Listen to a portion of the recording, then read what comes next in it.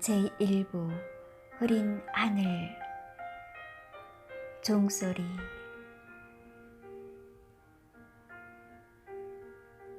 1960년의 먼동은 밝았다. 그러나 이 해는 유난히 추웠고 흐린 날이 잦았다. 수백 산맥의 험준한 연봉들에 둘러싸인 이 영남의 웅도에도 근래에 보기 드문 한파가 밀어닥쳤다. 수은주는 영하 18도 20도로 사정없이 내려갔다. 게다가 강추위 속으로 폭설이 쏟아졌다. 적설은 꽁꽁 얼어붙었다. 시민들이 가능한 한 문 밖으로 나오려고 하지 않았다. 생업 때문에 뛰어야 하는 사람들은 어쩔 수 없지만 노인이나 유아들과 마침 방학 중에 있었던 각급 학생들은 길거리에서 그 모습을 찾아보기 쉽지 않았다. 그러나 이런 지독한 추위와 폭설이 휩쓰는 도시지만 2월로 접어들면서 거리의 여기저기에 눈에 띄는 게시판에는 제4대 대통령과 제5대 부통령을 뽑기 위한 포스터들이 나붙기 시작했다. 그러나 그것을 들여다보고 있는 사람은 거의 눈에 띄지를 않았다. 이 도시의 동북부에는 거대한 굴뚝들이 하늘 높이 치솟아 있었다. 대개가 공장 굴뚝이었다. 이 도시는 해방 후 상공업 도시로 국내에서 확고한 위치를 점하고 있었다. 고등학교 1학년인 김영준 학생은 자신의 방에서 누워 지냈다. 몸이 약한 편이 아닌 그였지만 방학 중 고향을 다녀오는 여행에서 지독한 감기에 걸린 것이다. 집에 가만히 있었으면 괜찮았을 텐데 감기 기운이 있는 몸으로 할아버지 회가변에 다녀온다고 안동 너머 소백의 산악 속에 자리 잡은 고향을 다녀왔기 때문이었다. 신혈이 39.9도까지 치솟는 탓인지 그는 마구 헛소리까지 해댔다. 아구구구 아구구구 살려주세요 살려주세요. 안방에 있던 어머니가 달려내려왔다. 조그마한 키에 단단하게 생긴 중년 아줌마였다. 그녀는 아들이 내지르는 헛소리가 아무래도 마음에 걸렸다. 신혈의 정신을 빼앗기고 내지르는 헛소리치고는 심상치 않은 구석이 있다고 느껴졌다. 18의 이 집 김씨 가문에 시집와 25년의 세월을 살아온 그녀였다. 그녀 역시 며칠 전에 다녀온 고향의 악몽이 완전히 가시지 않았다.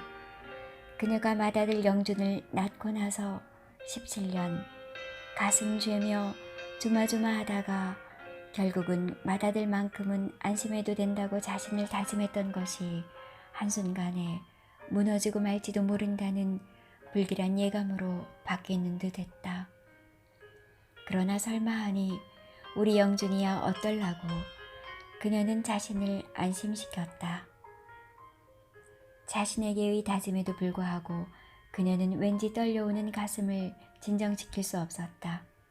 18살에 시집와 25년 넘게 이 집 김씨 가문에서 살아오면서 자신이 더러운 팔자로 돌릴 수밖에 없었던 저주받은 피의 혼탁을 허점순 여인은 끔찍하게도 잘 알고 있었다. 다행하게도 이날 이 순간까지 남편 김연길에게만은 아무런 저주의 티가 나타나지 않아 조마조마하면서도 그런대로 안심하며 살아오고 있었다. 지금 생각해보니 영준이를 하늘마을로 데리고 간 것이 애당초 잘못이었다. 영준이, 영철이, 영구, 삼형제한테만은 하늘에 흩어져 사는 대소가문의 그 저주의 현장을 보여주지 말아야 한다고 남편은 늘 말해오지 않았던가. 그러나 그런 다짐을 먼저 깨뜨린 이가 남편 자신이었다. 그것은 오히려 어쩔 수 없는 노릇이기는 했다. 마침 영준이도 방학 중이었다. 아버님, 대사에 아무래도 나는 못 갈 것 같구만. 아무려면 아버님 해갑잔치에 안 보내주는 직장이 있겠는겨. 그런데 말이야, 시국이 시국이라 아무리 시국이라도 가도록 해봐야지를.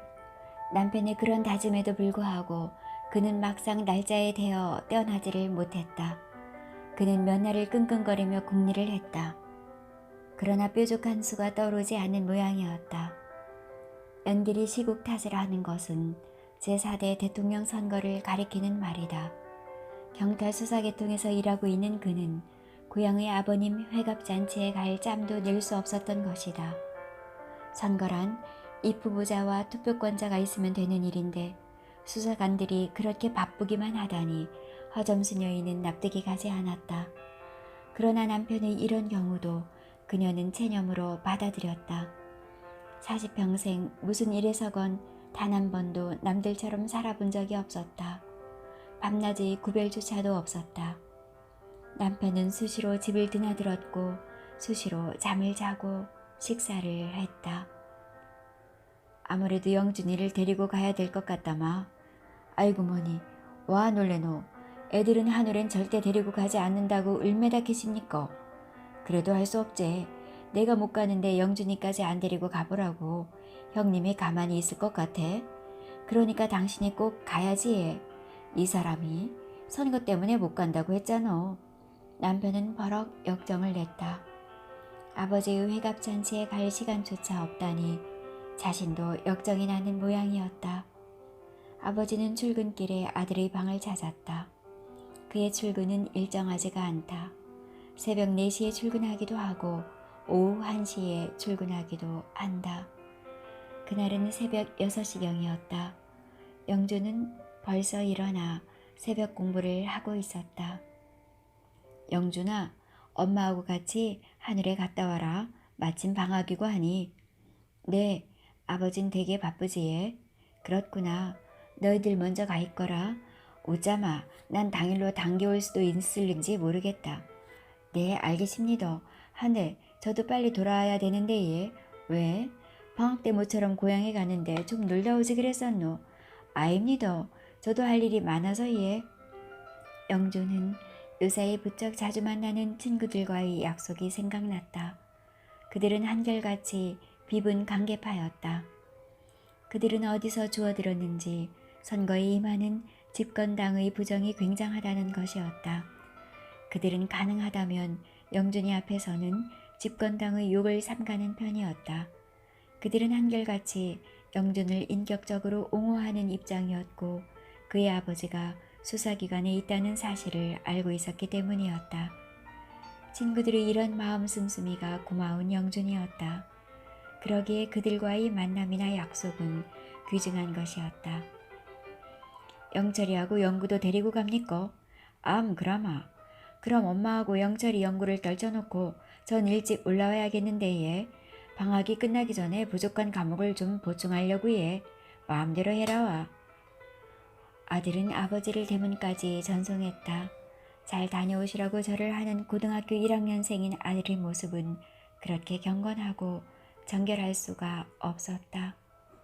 아직 어둠이 깨어지지 않는 골목길에는 내린 눈이 얼어 있었다. 어둠 속에서 허여스름하게 빛나는 빙판길을 아버지는 자전거를 끌고 걸어갔다. 무슨 일이 있어 이런 꼭두 새벽에 출근해야 하는 것일까? 새삼스럽게 생각에 잠겨보는 아들이었다. 연길의 마음은 오랜만에 가벼워지는 듯했다. 사실 요사이는 상사들이 어떻게나 족쳐대는지 정신이 다 오락가락할 지경이었다. 그런 와중에서도 맏아들 놈 영준을 만나면 마음이 흡족해지는 것이었다. 녀석은 누굴 닮았는지 만사에 신중하고 성실하다. 녀석은 영남의 수재들이 다 모인다는 그 고등학교에서도 발군의 실력을 보일 뿐 아니라 생각이 깊고 행동도 결코 가볍게 하지 않는다. 연길은 자신의 집안, 자신이 뛰쳐나온 고향의 대수가에 대해 얼핏 지옥과도 같은 혐오감을 가지고 있었다. 두 다리에 걸을 수 있는 힘이 남아있는 한 지구의 끝까지라도 도망가고 싶은 심정이었다. 그러나 이런 혐오감이 있는가 하면 아울러 깊은 그리움의 그림자도 가지고 있었다. 그러니까 애증의 명암이 뚜렷한 셈이었다. 자신은 비록 자신들이 피가 엉겨있는 하늘 마을에서 뛰쳐나온다고 뛰쳐나왔지만 아무래도 거길 완전히 벗어나지 못한 것 같은 감각에 빠져 있었다. 피 얘기가 나왔으니까 말이지. 연길은 그걸 사실 두려워하면서도 심각히 생각해 본 적은 없다 해도 과언이 아니었다. 그냥 자신이 새로 태어난 아이들에게만은 하늘마을의 그 아수라장을 보이고 싶지 않다는 생각을 할 뿐이었다. 그가 끝없이 도망치고 싶다는 생각도 자신이 피에 대한 심각한 각성에서 우러나온 것이 아니고 다만 하도 안쓰럽고 지겨워서 그 현장을 피해버리고 싶다는 흐릿한 의식에서 비롯되었다. 연길은 자신이 피에 대해서 생각하기만 하면 혈족들이 엉겨 사는 하늘마을이 괜스레 무한히 넓어져서 자신은 도저히 그 테두리를 벗어날 수 없을 것 같이 느껴진다. 그러나 이번 경우에는 영준이를 고향에 보내지 않을 수 없었다. 지금 자신이 처리하는 일을 생각하면 하루가 아니라 단 1시간도 자리를 비울 수가 없었다. 그것은 자신이 너무나 잘 알았다. 빤히 알고 있으면서 상사에게 불가능한 양해를 구한다는 것은 생각할 수 없는 일이었다. 전국의 경찰 공무원들은 내무부 장관의 극비 지령을 받아놓고 있었다. 이 지령의 실천에 조금의 착오라도 있으면 결코 용납되어질 수가 없었다. 공무원은 비상근무령이 내려지면 일체의 사적인 행동을 할 수 없게 된다. 하물며 지금은 비상근무령 정도가 아니다. 주무장관의 극비 지령까지 하달되어 있는 것이다. 할아버지의 회갑잔치에 참석하기 위해 고향 하늘마을에 내려간 영주는 잔치가 끝날 때까지 그곳에 머물러 있었던 것은 아니었다. 개학을 얼마 앞두지 않았기 때문이기도 했으나 같은 학교의 선배들이나 대학생 대표들과의 만남이 약속되어 있었기 때문이었다. 같은 고등학교 선배들은 검정색 상하복에 검정모자를 쓴 그야말로 20세 전의 학생들이었지만 대학생들은 완전히 어른들이었다. 양복을 거창하게 걸친 데다 넥타이까지 메었고 그들은 고등학생 대표들을 만나면 누구 할 것 없이 큼직한 명함을 한 장씩 건네주었다. 그들은 한결같이 몇 명의 수행원들을 데리고 다녔다. 마침 겨울이라 그들은 짙은 색깔의 양복으로 정장을 하고 있었다. 그래서 그들은 영준이 눈에 한결같이 의젓하고 키가 크게 보였다. 그들은 누구나 영준이와 그의 또래들을 고등학교 1학년 학생이라고 하대하는 법이 없었다. 물리대 학생회장 김대여라고 합니다. 아, 배지를 보니 내 후배로군요. 잘 부탁합니다. 무슨 수를 쓰더라도 부정선거만은 막아야 합니다. 네, 선배님들의 말씀을 알아듣도록 애쓰고 있습니다.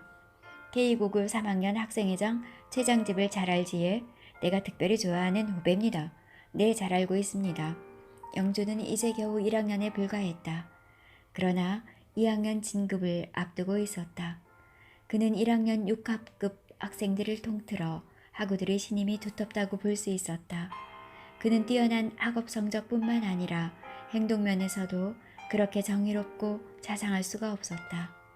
그의 이런 인품에 대한 평판은 6학급 전체로 전파되었고 2학년 진급과 함께 실시되는 학생회장 선거에서 가장 확실한 후보감으로 부상하기 시작했다. 영준의 이 점이 곧바로 정치 대학생들의 눈에 띈 것이다. 그러나 당시 고등학교 학생들의 사회에까지 유행했던 정치 고등학생이 되기에는 영준 자신 많이 모자랐다. 그는 무엇보다도 고등학생은 좋은 대학에 들어가기 위해 착실히 실력을 쌓아두어야 한다고 믿고 있었다. 그는 참으로 꼼꼼하고 세심하게 학습을 연마했다. 그가 서둘러 그 끔찍스런 풍경의 하늘을 떠난 것은 비단 이들 대학생들이나 3학년 최장집 형과의 약속 때문만은 아니었다. 사실 일찍이 상상해 본 적이 없는 그 광경을 보고 영주는 자칫하면 기절할 뻔했다. 솔직히 말해 그것은 너무나 두려웠다.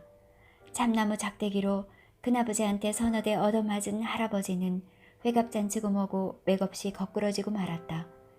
노인이 전신에서는 피가 낭자하게 흘렀다. 그런데 기이하게도 주위에 둘러선 사람들은 미친듯이 날뛰는 큰아버지를 아무도 말리려 들지를 않았다. 영주는 자신도 모르게 할아버지의 몸을 감싸고 나섰다. 그리고 눈물이 솟구쳤다. 그러나 그를 뜯어말릴 사람은 큰아버지가 아니라 주위에 둘러선 대수가의 어른들이었다. 삼촌들이 앞장섰다. 아서라, 비켜라. 쟤 누구네 아들인가? 아이고 매, 저기 연길이 큰아들 아인가? 아주 어린애 때 보고 처음 보네. 대체 애나가 살았으니 저렇게 나설만도 하지 그래. 결국 영주는 힘센 어른들이 손에 끌려 저쯤 따라갔다. 팔려가는 개처럼 끌려가면서 영주는 분명히 어른들이 가랑이 사이로 할아버지의 축 늘어진 몸이 갈비뼈를 앙상하게 드러내면서 마당 한 귀퉁이에 들어선 아름드리 감나무 가지에 대롱대롱 메어지는 것을 보았다. 큰아버지는 역시 그놈의 기다랗고 울퉁불퉁한 참나무 작대기로 노인의 엉덩짝과 등판을 사정없이 후려갈겼다. 어우. 그럴 때마다 노인은 자지러질 듯이 신음을 토했다. 이놈의 귀신, 이놈의 몽달 귀신, 썩 물러가거라이, 썩 되져버려라. 큰아버지는 참나무 작대기를 사정없이 휘두르면서 무슨 소린가를 주술처럼 중얼거렸다. 그러니까 그는 늙으신 아버지의 노구를 후려치는 것이 아니라 이 누구의 덮씌어진 몽달 귀신을 후려치는 것이었다. 하룻밤을 큰 집에서 더 지새우지도 못하고 영주는 동네 어귀에서 시외버스에 몸을 싣고 말았다. 얼어붙은 계절의 밤을 달리는 엉성한 버스칸 속에서 주위와 허기에 시달리면서도 영주는 자신의 내리에 거머리처럼 달라붙는 고향 하늘마을의 영상을 느껴야만 했다. 영주는 그런 와중에서도 이제 국민학교 6학년이 될 영철이와 2학년으로 올라갈 영구를 그곳에 떨쳐놓고 온 것이 잠옷 후회스러워졌다. 하기야 어머니께서 거기에 머물러 계시니 걱정은 덜 되지만 그분도 무슨 태기가 있다는 얘기를 들었던 것이다. 혼자 집으로 돌아온 영주는 심한 열병을 앓았다. 아버지는 거의 집에 들어오시지도 않았다. 영주는 같은 또래인 이중사촌 정성열에게 연락을 해서 이모 허전네 여인을 집으로 오게 했다. 방에 불을 지피고 뜨거운 물을 마셨다. 이불을 뒤집어 쓰고도 오한으로 몸을 떨어댔다. 성열은 자동차 운전면허증을 따기 위해 운전 교습소에 다니고 있었다. 이 거대한 상공업 도시의 하늘을 찌를 듯이 높이 솟은 굴뚝들에서는 가는 연기가 뿜어지고 있었다. 한창 경기가 좋을 때에는 이 일대의 하늘은 굴뚝들이 토해내는 연기로 말미암아 마치 구름 낀 하늘처럼 흐릿해지는 수도 있었다. 성열은 이 공장지대에서 아주 어릴 때부터 직공으로 굴러다녔다. 어린 시절에야 직공 대우도 받지 못했고 그냥 뒷전에서 물주전자 심부름이나 하면서 지냈다. 바늘공장, 봉제공장, 자전거 공장, 비누공장, 직조공장 등등을 전전하다가 그는 제법 직공 대우를 받게 되었다.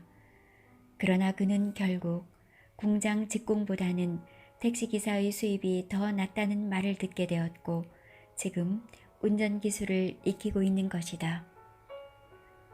아이고 매, 애가 전신이 불덩이로구나. 그래, 하늘에는 와 그래 오래 있었나? 하기야 어른 회갑잔치니 오래 있을 수밖에 없기는 했겠다마는. 아닙니다. 딱 두 밤 잤습니다. 언니는 아직도 여러 날을 있어야 오겠구나.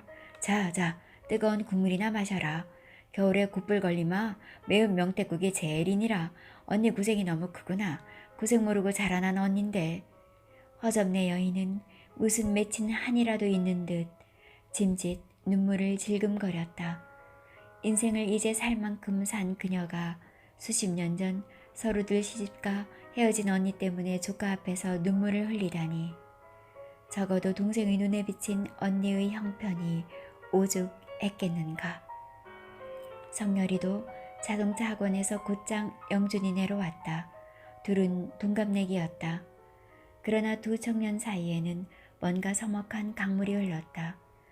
가난한 말단 공무원의 아들이었지만 영주는 우수한 성적 탓으로 남의 시선을 집중시키면서 정규 교육과정을 밟고 있었고 성열은 완전히 바닥 인생을 내리웃고 있었다. 둘은 서먹한 사이였으나 서로들 호의를 가지고 있었다. 대소가 손님들이 많이 왔던가? 성열은 나이와 꼴에 어울리지 않게 반존댓말을 했다. 영준에 대한 일종의 외경심 때문이었다. 성열이가 이런 어투로 나오면 영준은 영 난처해지는 것이었다. 성열은 학생 사회를 전혀 이해하지 못했다. 영준 자신이 또래들이 학교에서 일상적으로 사용하는 어투를 이 경우 성열에게 적용할 수가 없었다. 그렇다고 그의 어투를 따라 반존댓말을 쓰자니 영 어색하게 생각되었다. 그래. 많이 왔어. 이모님이 몸이 무거우실 낀데 아직은 7개월이라고 했지럴 아마. 영준은 속으로 찔끔했다. 자신은 모르는 일을 이종인 성열이가 알고 있기 때문이었다. 이번에는 회갑잔치고 하니 뭐 좀 조용들 했겠지. 영준은 열이 있다는 핑계를 대고는 머리를 베개 위에서 저쪽으로 돌려버렸다. 성열이의 물음이 진정한 걱정에서 우러나왔음을 잘 알고 있었다.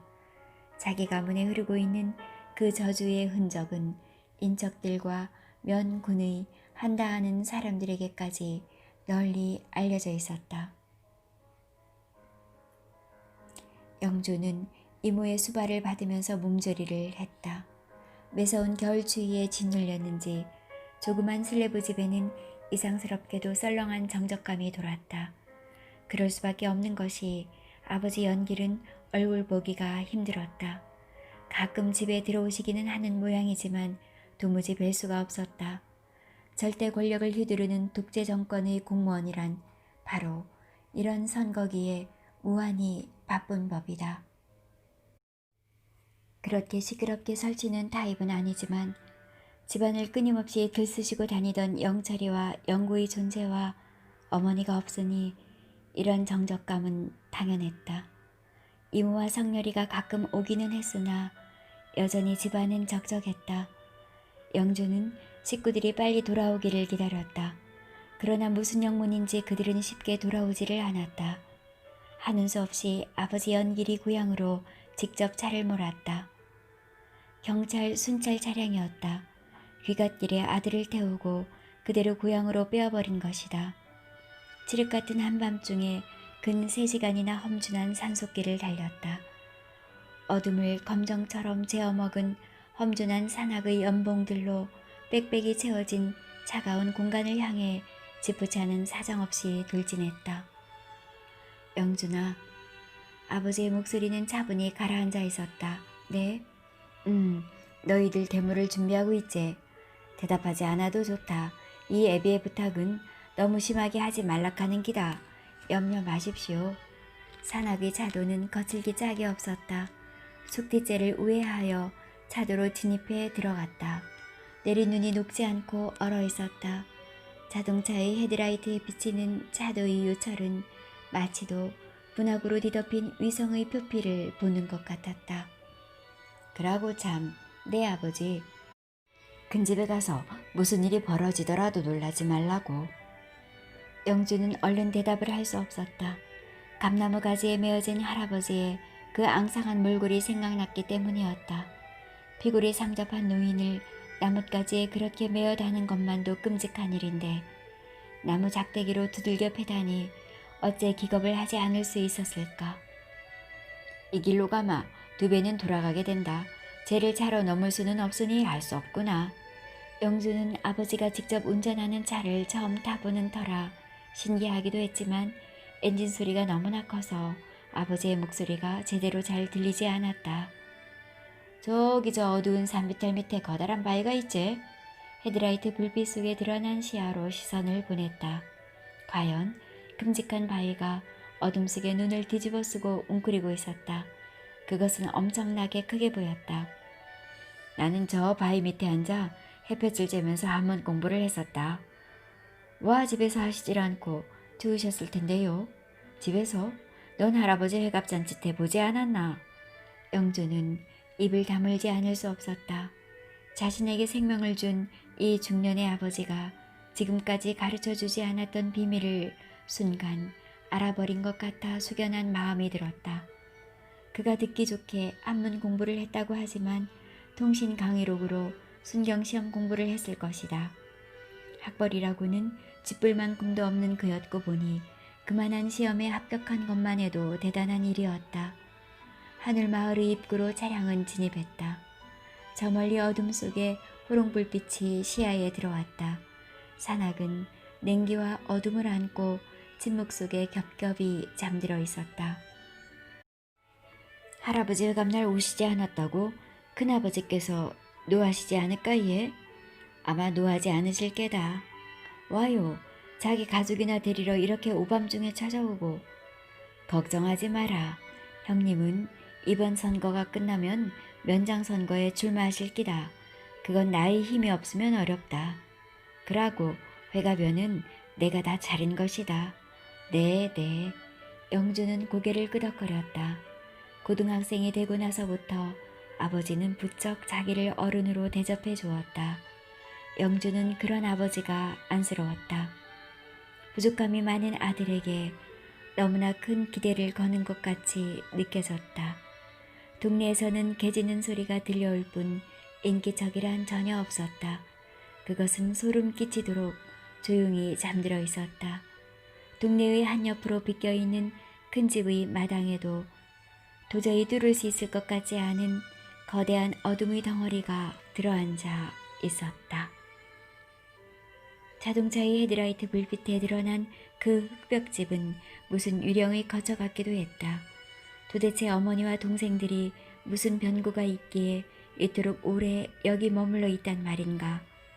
영주는 자신도 모르게 마당 한옆으로 비스듬히 비껴서 있는 높다란 감나무 쪽으로 시선이 갔다. 전신에 알지 못할 경련이 흘렀다. 자동차 엔진 소리를 듣고 깊이 잠들었던 사람들이 하나둘 깨어나 마당으로 나왔다. 추운 겨울이라 그들은 한결같이 어설픈 표정을 하고 있었다.